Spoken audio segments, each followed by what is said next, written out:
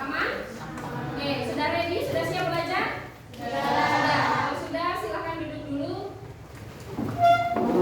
Semua kelas silakan dipimpin dulu berdoa. Duduk siap. Siap. Berdoa mulai.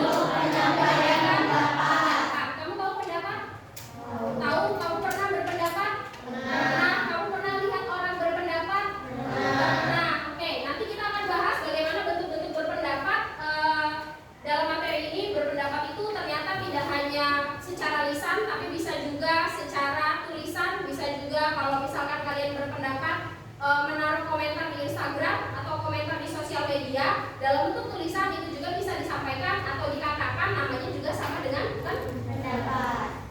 Sebelum belajar kita belajar dulu supaya belajarnya itu ada targetnya, ada goals di akhirnya, maka ada yang namanya tujuan pembelajaran. Tujuan pembelajaran ada dua, jadi nanti dalam kegiatan pembelajaran kamu akan menyimak videonya nanti akan Bu Eka tayangkan. Dari video yang sudah Bu Eka tayangkan, kamu akan mengidentifikasi bentuk penyampaian pendapat. Dari video itu kamu nanti menganalisis kira-kira bentuk penyampaian pendapat yang disampaikan oleh orang yang ada di video itu apa ya, gitu. Jadi nanti itu tujuan yang pertama. Terus yang kedua adalah kamu akan menyusun atau membuat sebuah produk digital. Jadi nanti dalam kegiatan pembelajaran itu kamu akan dipinjami satu Chromebook per setiap kelompok. Nanti kamu akan membuat sesuatu berdasarkan isu atau materi yang akan kita bahas. Jadi nanti kamu akan mencari atau membuat secara kreatif. Terus dari kasusnya itu kamu kembangkan. Kemudian nanti setelah terakhirnya kamu akan presentasi. Sudah siap untuk melakukan kegiatan itu? Sudah. Ada berapa berarti yang akan kita lakukan? 2. Satu, menonton video. Yang kedua, melakukan diskusi ke kelompok. Habis nonton, terus setelah nonton, terus nonton video, terus nanti melakukan diskusi kelompok. Dari itu maka akan ada 3 hal yang akan kita latih dalam kegiatan belajar ini. Jadi belajarnya itu bukan hanya gimana kamu tahu bentuk-bentuk penyampaian pendapat, tapi ada 3 hal yang secara tersirat tidak terlihat, tapi nanti akan kita latih dalam kegiatan ini. Satu adalah bernalar kritis. Kenapa bernalar kritis? Karena kamu nanti akan menganalisis kasus atau isu, maka namanya bernalar kritis. Terus yang kedua, kenapa bergotong royong? Karena kamu akan melakukan diskusi berkelompok, bareng-bareng mengerjakannya, namanya adalah gotong royong. Terus yang ketiga, kreatif. Kenapa kreatif? Karena kamu akan diminta untuk mempresentasikan sesuatu yang sudah kamu diskusikan tadi. Ada berapa kompetensinya kalau gitu? 3. Apa aja? 1?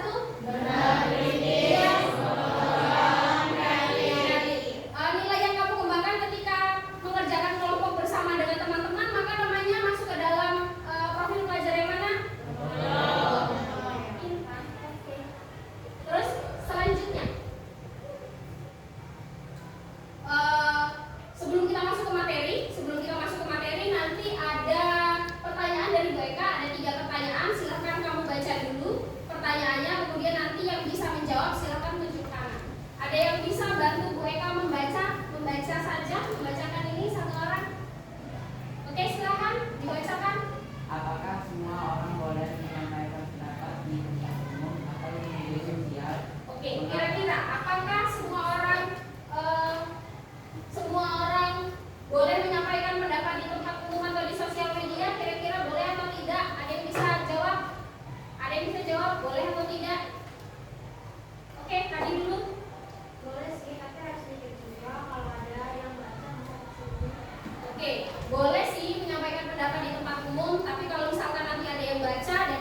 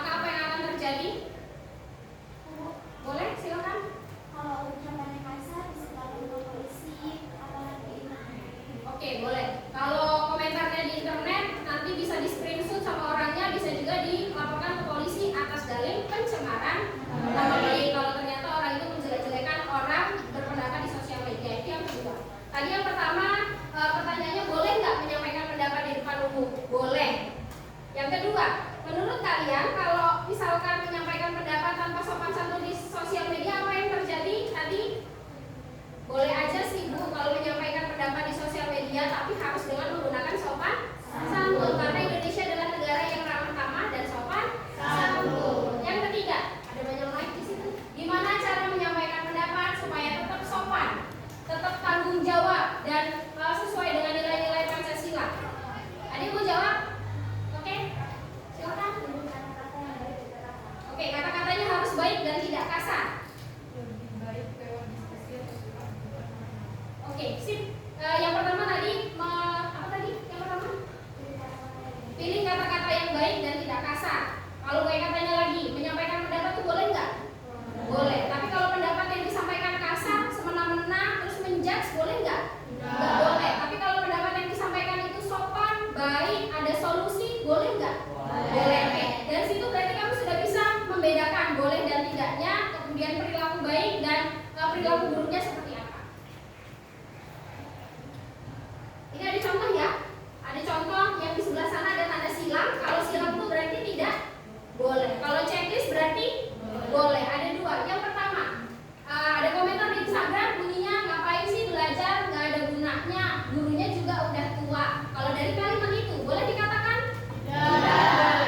Terus ada lagi aturan sekolah lama-lama makin bobrok nih. Boleh atau tidak dikatakan? Tidak boleh. Kenapa? Karena tidak sopan. Terus yang di bawah ada checklist. Menurut saya pelajaran bisa jadi lebih menarik kalau dikaitkan dengan kehidupan sehari-hari. Saya juga berharap guru bisa menggunakan cara mengajar yang lebih interaktif seperti diskusi kelompok dan studi kasus. Itu namanya berpendapat nggak? Berpendapat, Bu. Tapi dengan cara yang lebih sopan. Kalau itu berarti sudah bisa membedakan kira-kira yang di bagian atas ini perilaku atau kalimat berpendapat yang boleh dilakukan, yang di bawah adalah berpendapat yang tidak boleh dilakukan. Sebelum mulai lagi, terbalik, yang atas yang tidak boleh, yang bawah yang boleh dilakukan. Sebelum kita mulai lagi, kita ice breaking dulu. Kalau misalkan Bu Eka bilang konsentrasi, kamu akan bilang konsentrasi dimulai. Sampai situ dulu.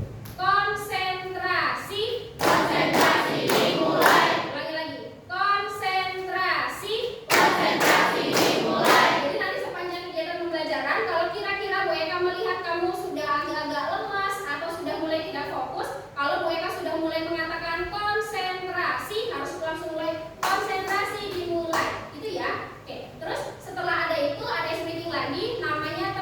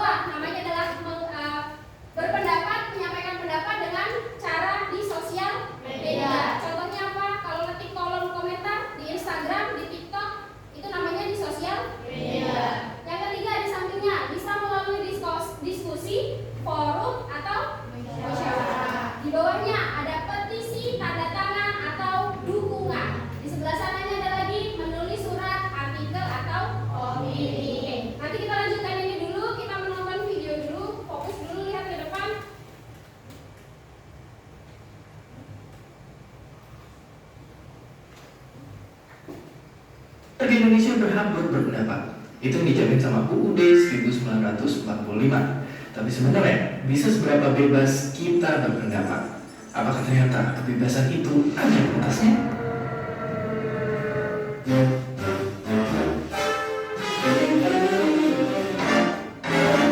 Biar ngerti, kita bahas dulu kenapa kebebasan berbicara itu mesti ada. Yang pasti ini terlepas dari konsep pasar ide yang dibikin sama Om ini. Jadi dia bilang, buat tertib tidak atau kebebasan terbaik, semua orang itu mesti dibebasi untuk ngomong, berdebat, dan berargumen sampai muncul gagasan yang jadi pemenangnya. Nah, kebebasan ini bikin kita jadi bertukar pandangan dan menemukan kebenaran. Makanya keberagaman pendapat itu penting dan negara nggak boleh musik warganya. Bahkan pendapat yang paling gila sekalipun. Tapi lagi-lagi pertanyaannya, bisa segila apa dan sebebas apa kebebasan berbicara itu? Oke, sekarang coba kalian aja yang jawab. Mana yang menurut kalian nggak dilindungi sama prinsip kebebasan berbicara? Kalau kalian jawab B, selamat. Artinya kalian bisa tahu batas dari kebebasan berekspresi. Jadi, meski nyebelin kritik, perbedaan pendapat, bahkan ejekan itu nggak dilarang sama hukum selama nggak ngancam orang lain. Biar gampang, filsuf yang tadi punya prinsip yang namanya harm principle. Katanya, kebebasan itu dibatasi sama ucapan yang mengancam kebebasan orang lain. Misalnya, kebebasan orang buat hidup dan merdeka. Ini makanya orang-orang yang bercanda bom di bandara, tukang ngasih ucapan genit di jalan raya, atau menyebar video nggak senonoh di media sosial bisa ditangkap. Tapi sayangnya batasan ini juga bisa disalahgunain sama negara. Misalnya di negara ini yang larang media, praktek beragama, dan bahkan kumpul-kumpul warga. Orang yang kritik pemerintah bakal ditangkap dan dimasukin ke tempat pendidikan ulang. Di sana mereka disiksa. Gimana dengan negara kita tercinta? Nyatanya di Indonesia masih banyak orang yang bungkam, bahkan mencari orang lain yang punya gagasan beda atau ngasih kritik yang gak mereka suka. Tapi sebenarnya urusan larang-larang ini bukan hal baru, karena bahkan udah ada sejak peradaban berkembang. Bapak filsafat barat ini, misalnya, hukum minum racun karena gagasannya dianggap bikin sesat anak muda Athena.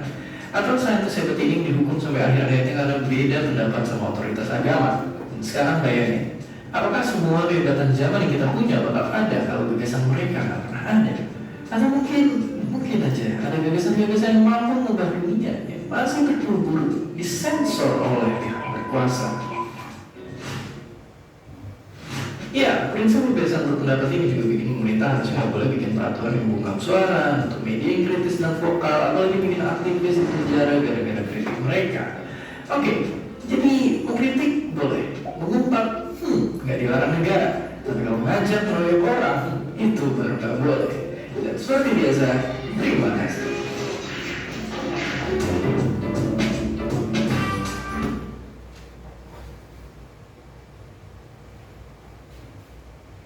Oke, tadi di sini ada satu video atau tayangan video yang memetakan pendapat itu boleh dan tidak boleh. Pendapat itu boleh disampaikan dalam bentuk apapun, dengan cara apapun, asalkan tidak berupa ancaman dan intimidasi.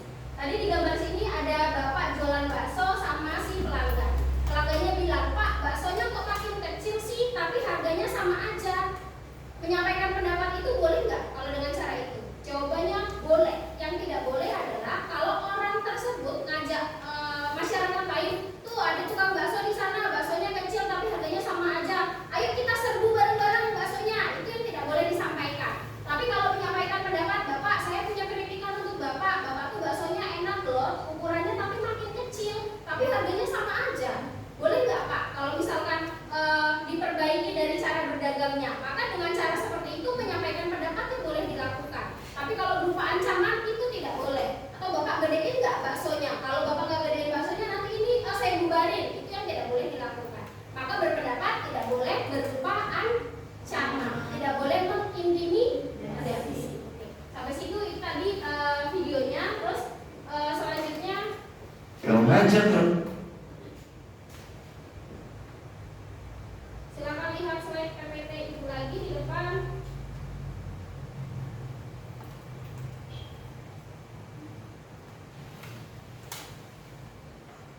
Oke, terus selanjutnya ada nilai-nilai Pancasila dalam menyampaikan pendapat. Di dalam slide yang sudah mereka tayangkan, di situ ada 5 sila. Sila pertama adalah Tuhan Maha Esa. Sila yang kedua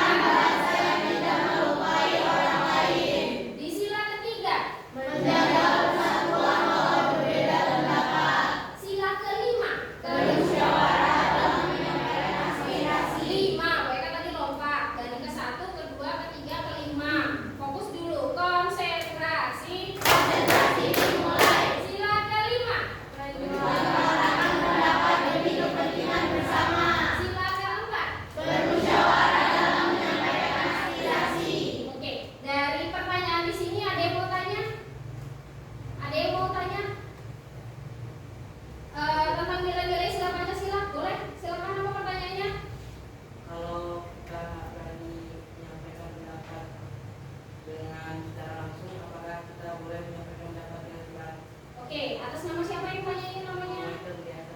Kata Michael, boleh nggak kalau misalkan kita menyampaikan pendapatnya nggak bisa secara langsung, takutnya malu, tapi pengen berpendapat, boleh nggak kalau menyampaikannya lewat surat? Kira-kira boleh nggak? Boleh. Karena nanti kalau menyampaikannya lewat surat, bunyinya atau bentuk menyampaikan pendapatnya adalah menulis surat, artikel atau opini. Oke, pertanyaan Michael, good. Tepuk tangan dulu ke Michael. Terus yang kedua, pertanyaan kedua, ada lagi yang mau tanya? Oke, silakan. Apakah berpendapat dijamin dalam sila Pancasila? Apakah berpendapat dijamin dalam sila Pancasila? Jawabannya ada di sini. Dijamin enggak? Dijamin. Di sini ada dari sila ke-1 sampai dengan sila ke-5 menjamin berpendapat itu boleh dilakukan asalkan sesuai dengan masing-masing dari tiap-tiap sila. Tepuk tangan dulu buat mereka berdua. Di pertemuan kemarin, Bu Eka sudah membagi kamu berkelompok. Setelah berkelompok, apakah ini sudah duduk berkelompok? Sudah. Oke, sudah duduk berkelompok. Kamu akan dibagi menjadi 4 kelompok. Berarti sudah sesuai tempat duduknya. Grup A duduk di mana? Grup A, grup B, grup C, grup D. Oke, grup A nanti akan menganalisis kasus. Nanti kamu akan Bu Eka kasih LKPD atau lembar kerja. Ada beberapa hal yang memang harus kamu lakukan. Yang pertama, kamu akan membuat sesuatu dari Chromebook yang akan Bu Eka berikan atau dipinjamkan. Nanti kamu akan membuat sesuatu dari sini. Nanti akan saya bimbing. Kemudian yang kedua, nanti kamu akan menuliskan jawabanmu di lembar kerja yang sudah saya siapkan. Jadi nanti masing-masing kelompok akan saya bagikan, lembar kerjanya beda-beda, kasusnya beda-beda. Nanti di lembar kerja ini kamu akan menganalisis, kamu akan mengerjakan. Setelah mengerjakan, nanti kita akan melakukan kegiatan presentasi. Silakan duduk dulu yang nyaman karena sebentar lagi kita akan mulai kerja kelompok.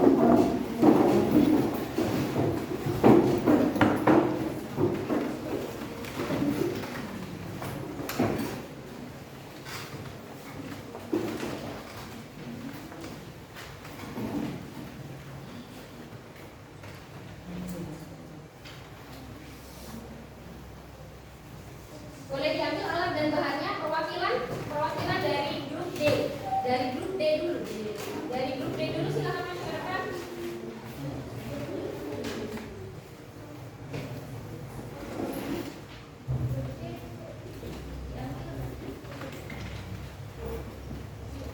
Grup B. B silakan maju B.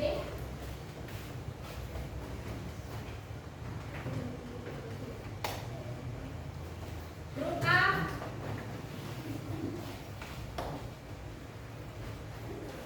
Grup A silakan. Grup C silakan maju ke depan.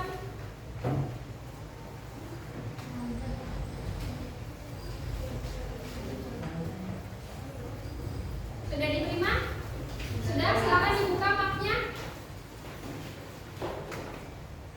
Dibuka mapnya di dalam map yang sudah Bu Eka berikan itu ada 3 lembar LKPD yang harus kalian kerjakan.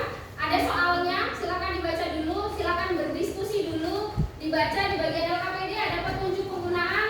Petunjuk penggunaan itu bagaimana cara kamu mengerjakannya. Kemudian masing-masing di LKPD ada isu atau hal yang harus kamu bahas, silakan dibaca, kemudian silakan dijawab. Ada 2 yang harus kamu lakukan. Yang dilakukan adalah menuliskan jawaban di lembar yang paling belakang. Nanti sebagian menuliskan, yang sebagiannya lagi menyiapkan bahan untuk dilakukan presentasi. Waktu mengerjakan LKPD-nya 20 menit cukup? Cukup. Kalau cukup silakan mulai mengerjakan.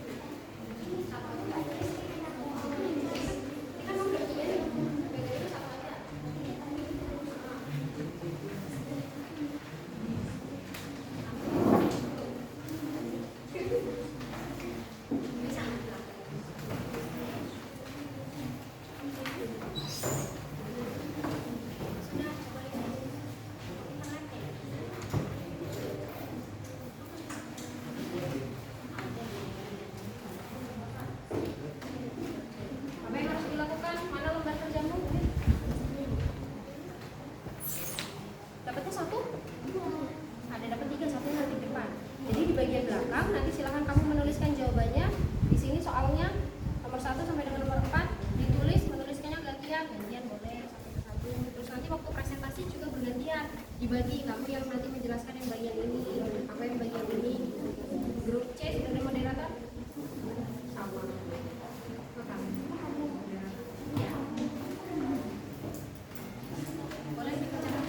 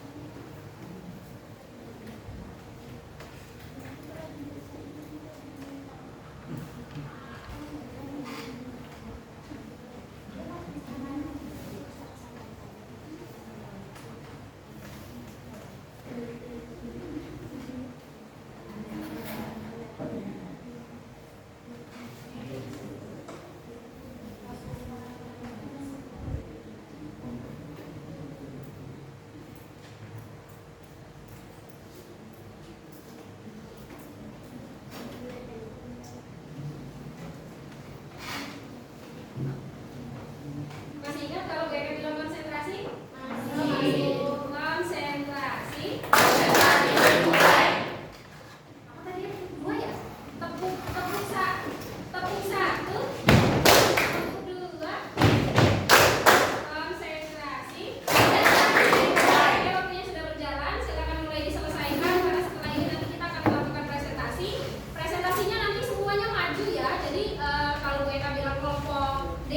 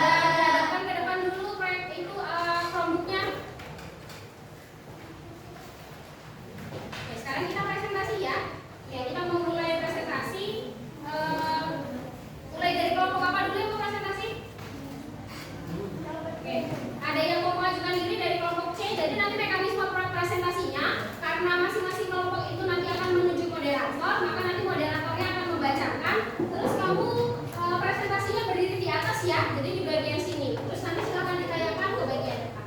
Kita kasih tepuk tangan dulu untuk kelompok atau grup C.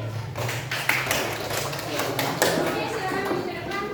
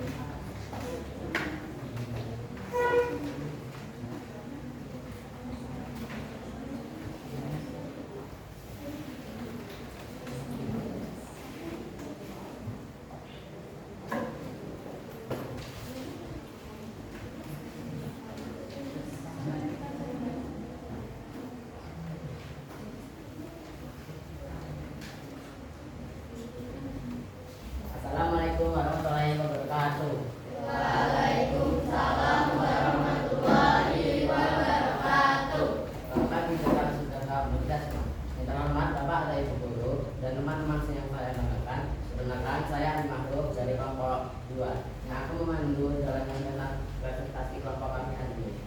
Hari ini kelompok kami akan mempresentasikan hasil diskusi dari RKPD tentang menyampaikan pendapat secara bertanggung jawab dengan judul kasus komentar kritis hidup masalah kelas.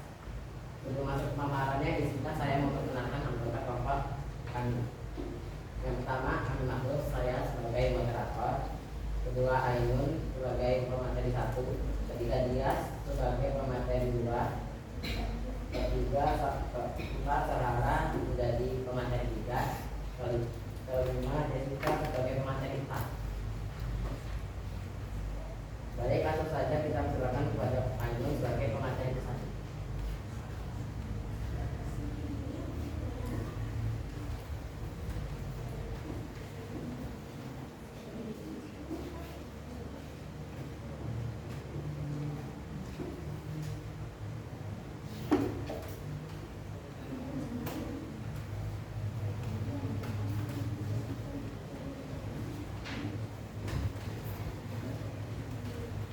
Deskripsi kasus. Kira dan Deni menyampaikan pendapat mereka tentang kegiatan kerja bakti sekolah melalui grup WhatsApp kelas. Mereka menuliskan komentar yang bernada kecewa dan sedikit menyindir, seperti merasa kegiatan itu membuang waktu guru dan guru tidak adil dalam membagi tugas. Komentar mereka dibaca oleh teman-teman dan bisa saja terlihat oleh guru wali kelas yang juga tergabung di grup tersebut. Terima kasih untuk Ainun, dan selanjutnya adalah Dias sebagai pemateri kedua. Pada kasus ini, Viro dan Jerry menyampaikan pendapat mereka melalui grup WhatsApp kelas tentang kegiatan kerja bakti yang menurut mereka kurang adil. Cara mereka menyampaikan pendapat menimbulkan pertanyaan tentang sopan santun, etika dan tanggung jawab dalam berkomunikasi di ruang digital. Melalui analisis berikut, kami mencoba memahami bentuk penyampaian pendapat yang mereka lakukan, dampaknya serta bagaimana seharusnya kita menyampaikan kritik yang lebih baik dan sesuai dengan nilai-nilai Pancasila.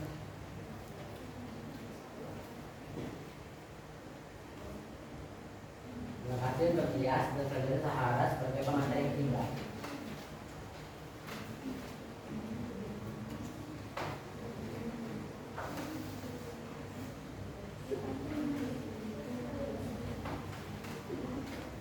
Untuk pendapat yang disampaikan, Kira dan Deni menyampaikan pendapat mereka melalui tulisan di grup WhatsApp kelas. Mereka mengungkapkan rasa tidak setuju tentang kegiatan berinteraksi. Apakah komentar mereka sopan dan bertanggung jawab? Komentarnya tidak sepenuhnya sopan meskipun mereka punya rasa. Kata-katanya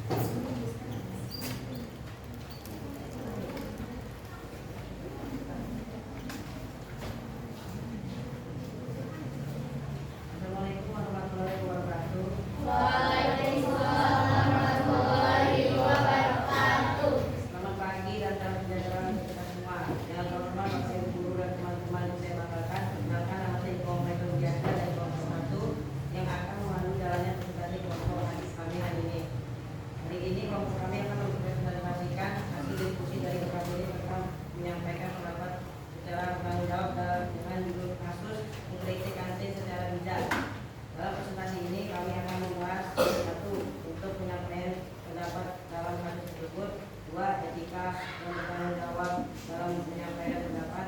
Tiga, resiko dan dapat jika penyampaian tidak sesuai norma. Empat, cara yang lebih baik untuk menyampaikan kritik. Lima, nilai-nilai Pancasila yang harus diberikan dalam menyampaikan pendapat. Sebelum masuk ke permasalahan, izinkan saya memperkenalkan anggota kelompok kami. Itu komunitas biasa, saya sebagai moderator. Dan saya adalah Anita Rizky sebagai materi 1. Dan saya adalah Safari sebagai materi 2. Saya sudah menyampaikan dari sebagai materi 3. Saya bisa membela sebagai materi 4. Baik, maksud saya silakan kepada Roberta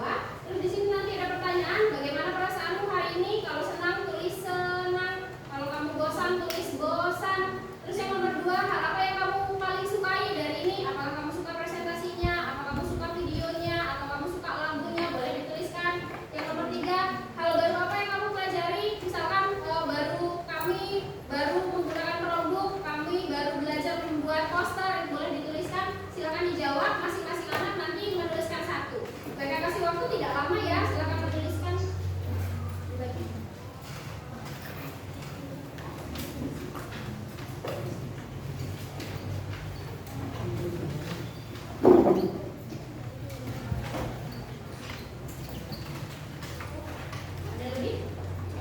Ada? Ada lebih?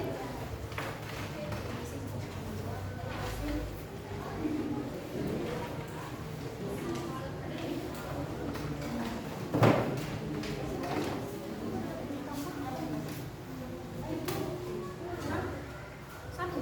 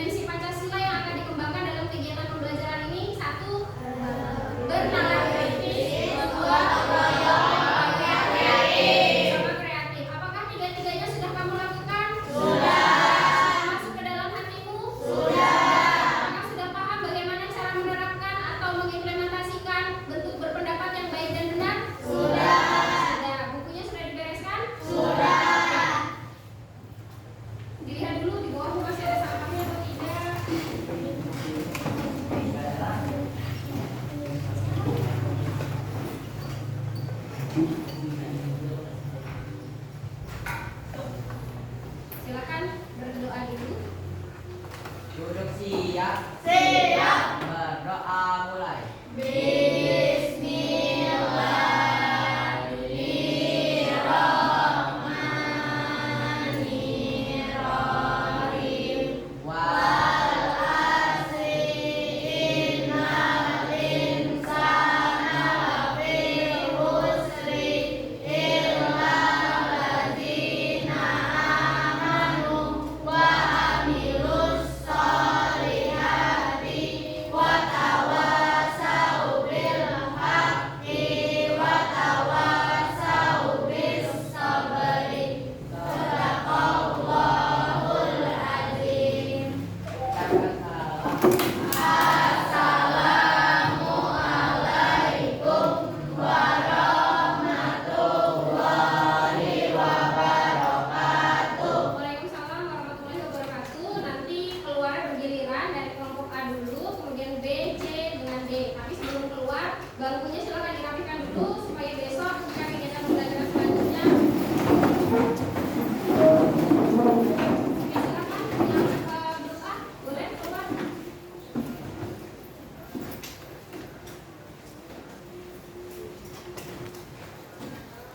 B.